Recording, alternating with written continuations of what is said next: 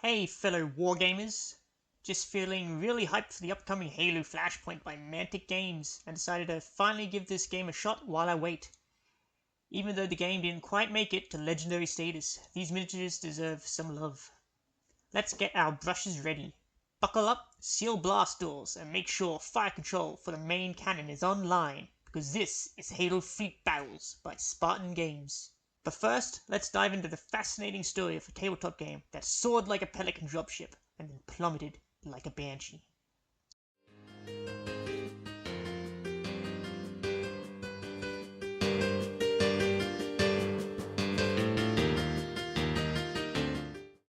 Picture it, summer 2015. The gaming community was abuzz with excitement. Spartan Games, known for their miniature war games, had secured a license agreement with Microsoft Studios to create a tabletop game set in the Halo universe. Fans were ready to command UNSC and Covenant ships reenacting epic space battles. The hype was real. Spartan Games released their first set, the Fall of Reach box. It came with a full-color rulebook, plastic ship models, and a campaign guide. The scenarios paralleled the events of Halo Reach and the fan favorite The Fall of Reach book, detailing the space campaign between the fleet of Valiant Prudence and Epsilon Eridani Fleet. Players could relive pivotal moments like the desperate defense of Reach or the daring boarding actions. At first, players reveled in the lore-infused battles. The UNSC cruisers, Covenant corvettes, and custom Halo dice brought the universe to life. The expansion to the canon in this regard was seen as a huge boon to the story-inclined Halo fans. But cracks appeared. Some complained about balance issues, wonky rules, and the lack of expansions. The game's lifespan felt shorter than a grunt's attention span. And then, like a stealthy elite, Spartan Games went quiet. Updates dwindled, expansions vanished, and the community wondered if the game had slipped into slipspace. The game was elusive, like the skulls in the campaign. So what happened? Spartan Games faced financial challenges, and the Halo game couldn't save them. In 2017, they closed their hangar doors, and there you have it, folks, the rise, the fall, and the silent fade of Halo Fleet Battles. Let's pour one out for the lost cruisers and the unsung Spartans.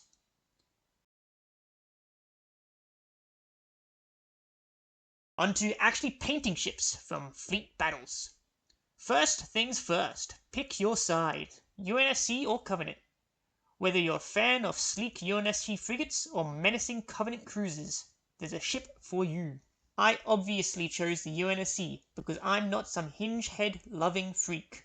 Since this game is well out of print, the easiest way to get miniatures is 3D printing them. The game is supported by a fantastic community of avid Halo fans just trying to reenact their favorite space clashes. As with all 3D prints, cleaning, curing, and support removal are our first steps. I tend to have a devil-may-care attitude to this, especially given the size, but you can of course do as much as you wish to. I chose to make the basic starter fleet from the original starter set, as I wanted to start simple for my initial games. That is, Paris frigates, Marathon heavy cruisers, broadsword interceptors, longsword bombers, Pelican boarding craft, but I actually forgot to do these, and the massive Epoch heavy carrier. With the minis prepared to your standard, it is now onto priming. Black or grey works well for space-themed minis, but you may choose a different colour depending on what you are going for and what paints you are using. I use Rust-Oleum flat grey, as I tend to for everything, as it is cheap. That's it. That's the reason. And to be honest, even with just the base prime done, these ships looked good. Time to bring out the colours. For UNSC ships, think military greys, blues and whites. For Covenant, embrace those purples, reds and metallics. Thin your paints, apply smooth base coats, and let the details pop. I decided to go with speed paints and dry brushing for my ships, as it was both fast and given the scale I thought would give good results, and act as a kind of panel liner, all is one.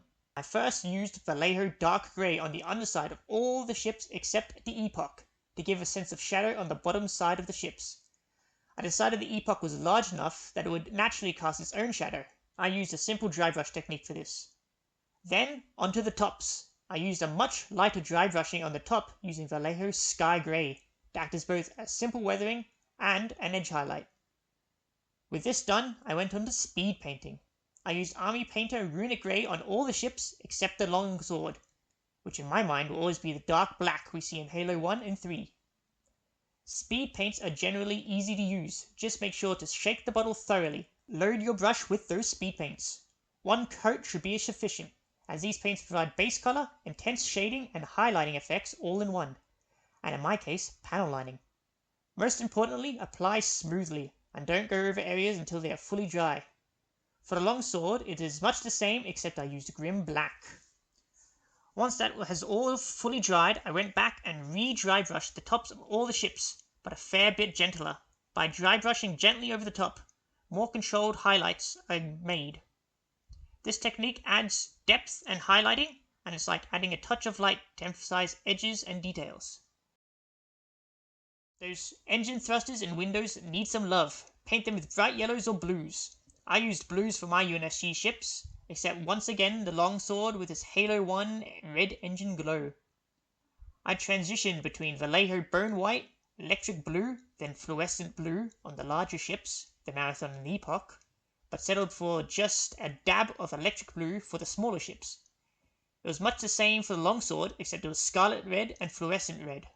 If you are a more patient person than me, you may choose to do the windows and running lights. I considered doing so, attempting one ship, and decided for me the time investment just wasn't worth it.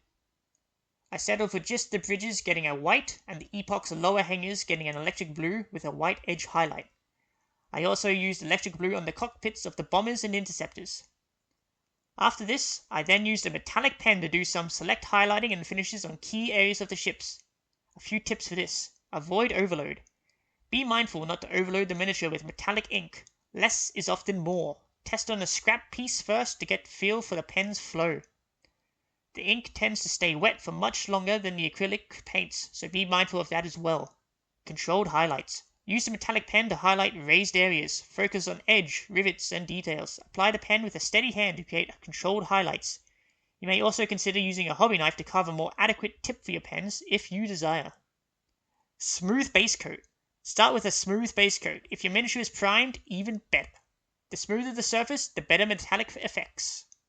I mainly use the metallics on the ship's visible weapons, engine cowlings, Mac barrels, and select highlights on the hulls. For the broadsword, I decided they have a more silvery finish like Halo 4, so dry brushed their hulls with SMS metallic silver, mainly because it was cheap. Then did the flaps and the other hull protrusions in a dark metal finish. With all that done, I called my ships finished. I did a color test with various colored stripe patterns, but decided I didn't really like any of them. I preferred the more subtle look I had already achieved. I left the ships to dry, then came back and did their flight stands in just a plain black. The final step was spraying the ships with a protective matte coat. This adds paint protection, minimizes damage, improves impact and rub resistance, and increases color preservation. And with that, my fleet was done.